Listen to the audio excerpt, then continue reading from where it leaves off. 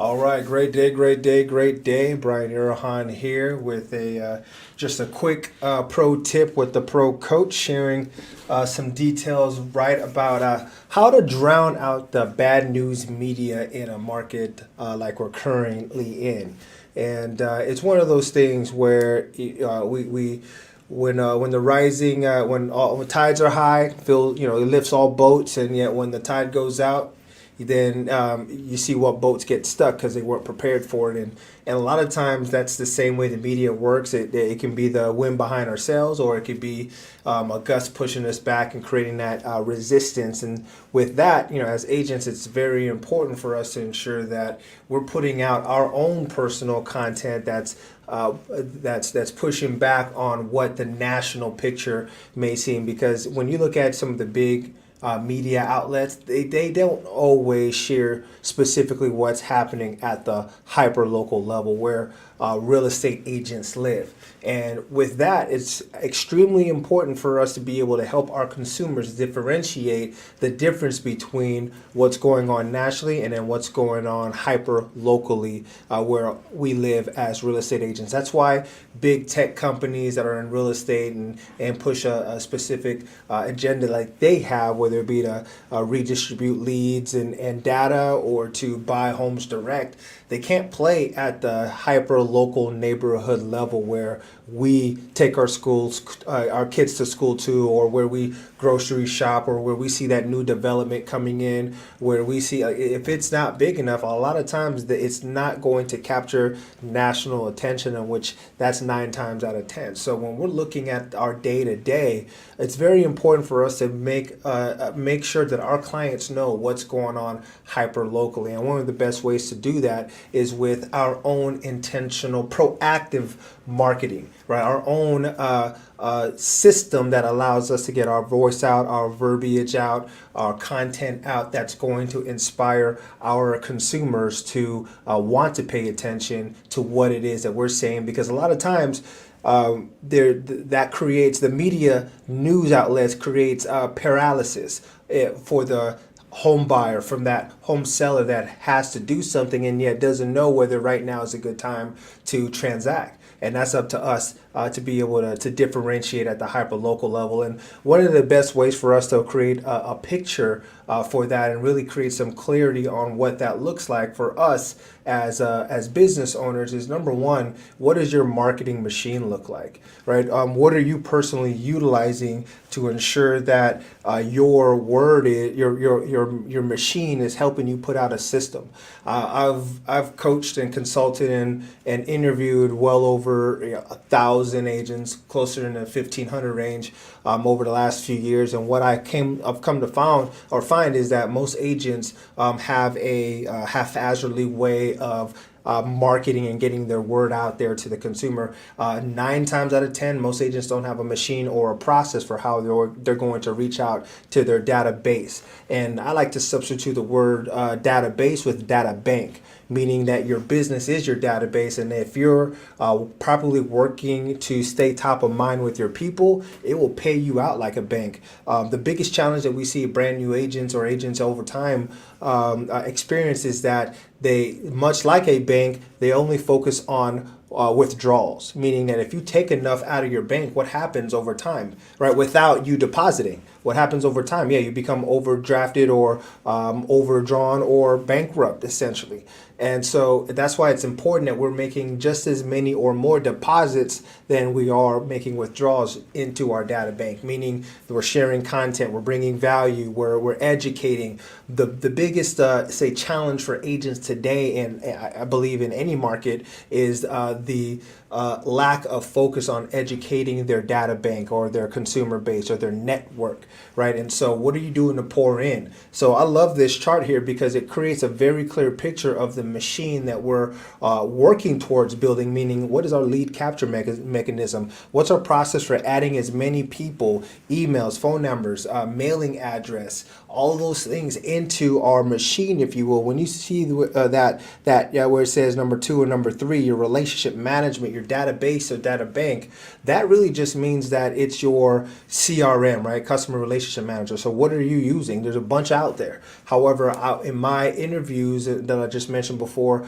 I would see about 85 or 90% of agents who were utilizing their cell phone, which does not allow you to scale, does not allow you to stay top of mind. If you're going to do 5 transactions, 8 transactions a year, okay, then you may be able to get by with that. If you have a good connection with a few people that really know you, they'll refer you, and you're tight with, maybe you have a group that you're always a part of that you meet with every single week, and they know that you're in real estate because you wear a name badge or a shirt, you hand out business cards every single time, you may be able to get away with 5 to 8 transactions in that manner. However, scaling to 20, 30, 40, 50, some of our top people doing 100 and or more, you've got to have a system of how you're going to organize those relationships. What are their dogs' names? What are their kids' names? What are their favorite sports teams? What jobs do they have? What careers are they in? You were looking at a lot of that. And so if you're not clear on what they do, and you're not recording that data,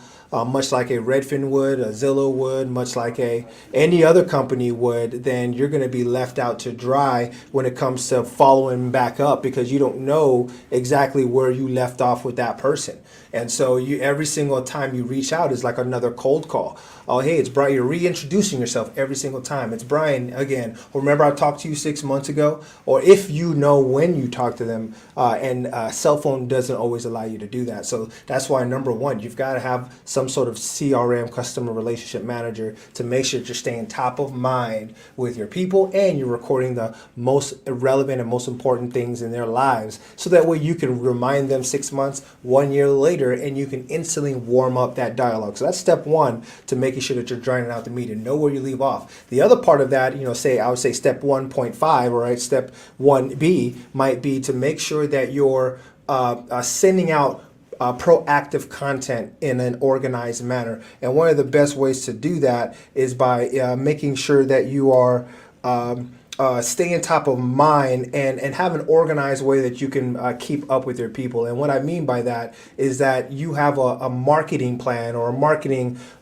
system that's going to help you bring content, bring resources, bring dialogue, maybe bring events, education, whatever it might be for you, right? And so when you're utilizing a system like we call here, in this case, a 36 to convert, it's literally what that means. It's a process for, and we've seen over research within our company here that we do a lot of data aggregation of some of our top people who are selling hundreds and thousands of transactions a year. That's right, thousands of transactions a year. Number one, we know exactly how many touches on average, meaning a contact, a postcard, a text message, an email, and an event invite and or an event attendee. And when we count all those things, on average, our top people are utilizing about 36 touches per year.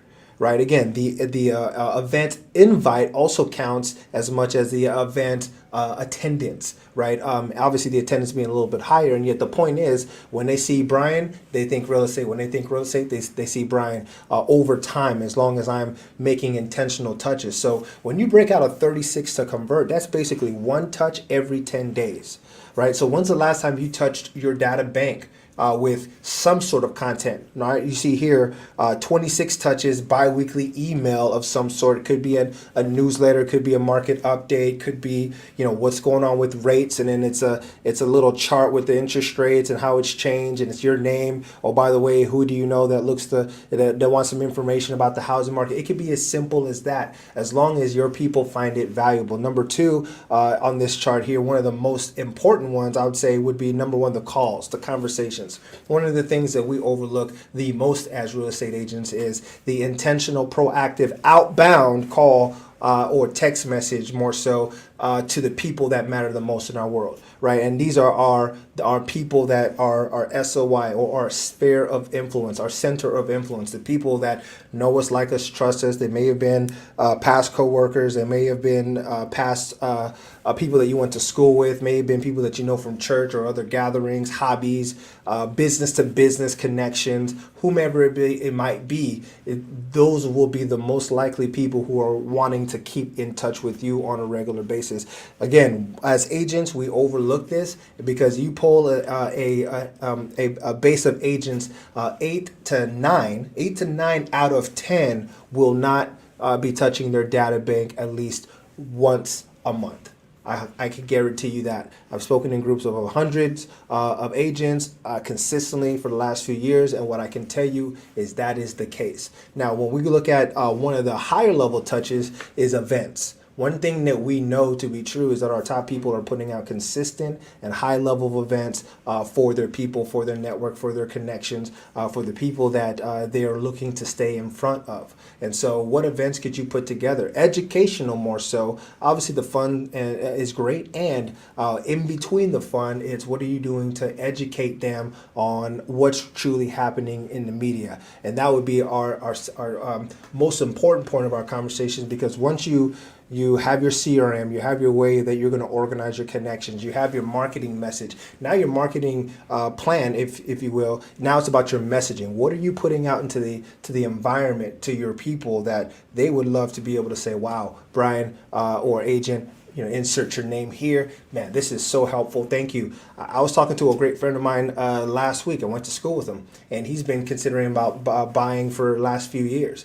And there was just some miscommunication of what he had heard about how to calculate his debt to income ratio. And once I helped him calculate his debt to income ratio, that measure of how much a lender can offer a consumer or borrower, once they found that out, and we basically dispelled that myth in his head, he was like, I think I qualify. So when you look at, and which might be the difference between being able to purchase and not being able to purchase your first home, which could be the difference. You look at the net worth difference between a renter and a homeowner, be a 45 times net worth difference. So by this gentleman, me allowing to have a one-on-one conversation with him and dispelling the myth that he had in his head that he heard from somewhere else about how to qualify for a home, he automatically light bulb moment, I think I qualify, versus, I think I'm going to rent for one more year. Which, what would that have done to his family and his newborn that he just brought into this world with his wife? So when you look at the life-changing, game-changing opportunities that happen from dispelling myths that oftentimes are heard or maybe misrepresented, or maybe just you hear something, and because it's coming from a one-way medium channel like the news, and you think, and a consumer says, well, that must mean this. And because of that, they have no one else to help run that piece of information through a filter to have better clarity on. And as a result, they count themselves out to not be able to purchase or transact or sell or invest or whatever the case is, which oftentimes may come from past programming that have shown up in their world through their family, friends, close networks, just who they are as who they've come to be as they've been growing up. So when you think about all those different layers, it's so important as the local neighborhood expert or local neighborhood real estate professional, advisor, consultant, taking it a step further, right? Being able to dispel any of the myths. Number one, listening to them, putting out proactive information to create that dialogue, that two-way conversation, so that way now we have the ability to dispel, educate, uplift, inspire to get to that next step, which might be talk to a lender, get financing once you know what they could qualify for. And in this case, a great friend of mine finally had a conversation with the lender. Paperwork is being exchanged, and before you know it, they'll be out shopping for a home, their first property, utilizing programs that they may not even thought they would be able to qualify for. So with that being said, let's go out there and make sure, number one, that we have a system that we're utilizing to organize our relationships with, knowing all the content, knowing all the information, proper information, birthdays, home addresses, home anniversaries, and then figuring out how often with our marketing plan we should be staying top of mind and touching base, and then finally creating a message that is proactive, educational, valuable, that our people would want to subscribe and actually share with their friends. And now that's how we become the highly referred practitioner that is doing great for not only themselves, their clients, and yet their overall community. All right, quick pro tip with a pro coach. See you later. Be well.